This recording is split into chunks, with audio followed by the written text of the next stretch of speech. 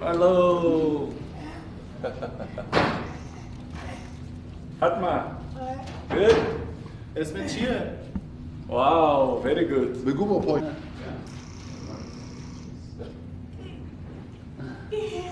Very. Yeah, nice. Thank you. Thank you.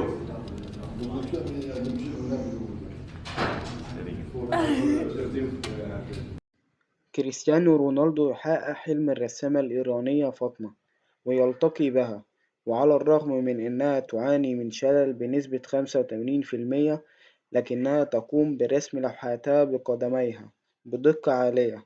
مواقف الدنيا الإنسانية لا تنتهي أبدا. استقبل نجم كرة القدم البرتغالي كريستيانو رونالدو اليوم الثلاثاء الرسامة الإيرانية فاطمة في مقر بعثة فريقه النصر السعودي في طهران،